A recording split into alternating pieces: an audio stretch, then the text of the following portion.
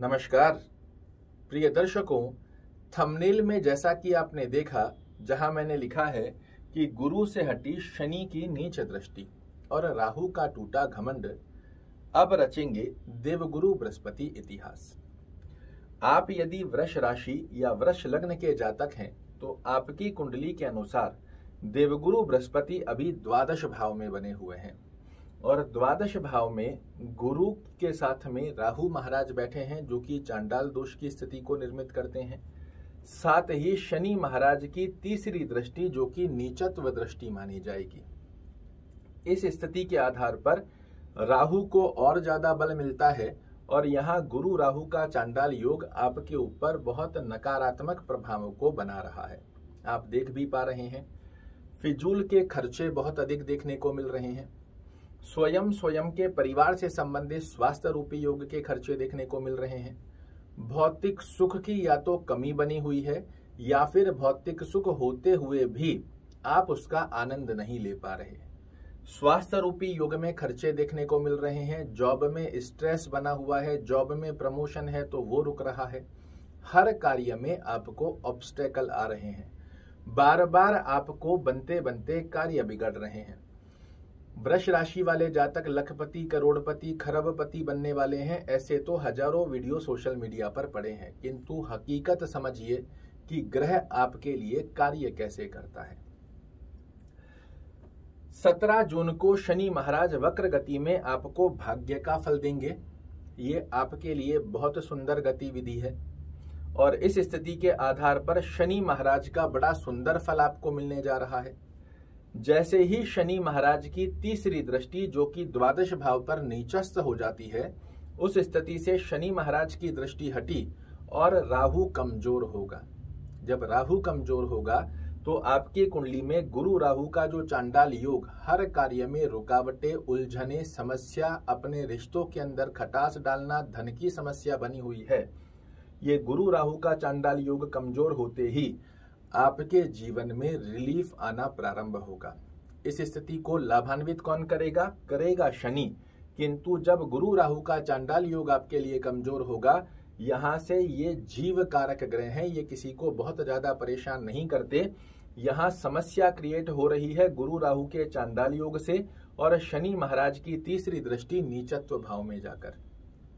शनि महाराज 17 जून से 4 नवंबर तक जब आपको वक्र गति में भाग्य का साथ जोड़ेंगे, राहु कमजोर होगा, गुरु महाराज शुद्धिकरण में आएंगे और पिछले समय में जो आपने अनुभूति करी कि हमारा जैसे कोई पैर पकड़कर खड़ा है, बार बार 99 पर जाते हैं फिर पीछे आ जाते हैं, उन स्थितियों की जो अनुभूति थी वो अब आपके जीवन से रिलीफ होने जा रही है। यही समझने की आवश्यकता होती है। बहुत बेसिक कॉन्सेप्ट के फलादेश तो आप सुन लेते हैं, किंतु हकीकत में ग्रह आपके जीवन में कार्य कैसे कर रहे हैं ये कोई बताने को तैयार ही नहीं है। और यदि इस स्थिति को आप समझ लेते हैं तो आप देखेंगे आपके जीवन में जो घटित होने की स्थितियां हैं ये 100% आपके जीवन में कारगर सिद्ध होती है। तो देवगुरु बृहस्पति के रिलीफ होते ही सबसे पहली स्थिति का लाभ क्या मिलेगा? फिजूल के खर्चे बंद होने जा रहे हैं। जो आपकी सेविंग है, दरवाजे से आती है, खिड़की से बाहर निकल जा रही है, उन स्थितियों में आपको रिलीफ मिलेगा। यदि आप यात्रा के बारे में विचार कर रहे हैं, विदेश में सेटलमेंट की स्थिति पर विचार कर रहे हैं, यहाँ से आपको अच्छे लाभ देखने को मिलेंगे। जो लोग बाहर से संबंधित एक्सपोर्ट इंपोर्ट से रिलेटेड कार्य करते हैं, इनको अच्छे लाभ देखने को मिलेंगे। कोई कोर्ट कचहरी मुकदमा के अंदर आप फंस चुके हैं, वहां से आपको रिलीफ मिलने जा रहा है। पिछले समय में जो गुरु राहु एक साथ दृष्टि देकर पंचम भाव में जनता में अपयश दिला रहे थे, माता के स्वास्थ्य को खराब कर रहे थे, पेरेंटल प्रॉपर्टी से रिलेटेड आपको विवादास्पद स्थितियां देखने को मिल रही थी, भौतिक सुख या तो कमी स्वरूप में बने हुए थे या फिर भौतिक सुख होते हुए भी आप उसका आनंद नहीं ले पा रहे थे, यहाँ से बड़ी स्मूथनेस आ रही है और भौतिक सुखों की आनंदमयी स्थिति आपके जीवन में देखने को मिलेगी। कर्ज की स्थिति, क्योंकि गुरु और राहु दोनों दृष्टि दे रहे हैं, अब जब गुरु राहु का चांडाल योग दृष्टि देगा तो ये नकारात्मक कर देता है और जैसे ही राहु कमजोर होगा, गुरु महाराज की स्थिति आएगी तो कोई कर्ज बना हुआ है, इसमें आपको समाप्त कैसे करा जाएगा इसके रास्ते खुलेंगे। जॉब में जो स्ट्रेस बना हुआ था, बॉस कलीग लेग पुलिंग कर रहे थे, एप्रिसिएशन नहीं मिल रहा था, प्रमोशन में रुकावटें आ रही थी, इन समस्याओं से बाहर निकलकर अच्छी अवस्था का योग बनकर आएगा। और जब देवगुरु बृहस्पति गुरु राहु के चांडाल दोष को कमजोर करते हुए अपने घर को नवम दृष्टि से देखेंगे, तो जीवन में चल रहे ऑब्स्टेकल्स को रिमूव करेंगे। जो बार बार 99 पर जाकर आप रुक रहे थे, उन स्थितियों में आपको रिलीफ मिलेगा। बनते बनते कार्यों में जो रुकावटें आ रही थी, मानसिक तनाव, टेंशन, डिप्रेशन देखने को मिल रहा था, वो भी आपका रिलीज होता हुआ पाया जाएगा। और वहीं दूसरी तरफ शनि महाराज भाग्य का साथ जोड़ेंगे, तो यहां से आपके लिए बहुत शुद्धिकरण में लाभ देखने को मिलते हैं। अब आपको क्या करना है समझिएगा। वृष राशि या वृष लग्न के जातक हैं तो शनि महाराज को परिपूर्णता से मजबूत कीजिए और गुरु महाराज को डिक्रीज कीजिए। फिर देखिएगा किस फ्लो से आप आगे बढ़ते हैं। गुरुवार के दिन कुछ ना कुछ पीली वस्तु का दान जरूर से कीजिए। ओम गुरुवे नमः का जाप जरूर से कीजिए।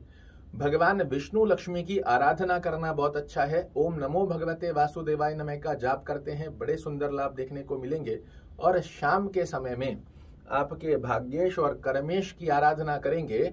निश्चित रूप से 17 जून से 4 नवंबर की गतिविधि आपके लिए यादगार बनकर आएगी, जहां शनि महाराज ओम शन शनैश्चराय नमः का जाप, शनि चालीसा का पाठ करना, अपने सीधे हाथ के अंदर, पुरुष हैं तो ब्लैक कलर का धागा बांध कर रखें, महिलाएं हैं तो लेफ्ट हैंड में ब्लैक कलर का धागा बांध कर रखिए।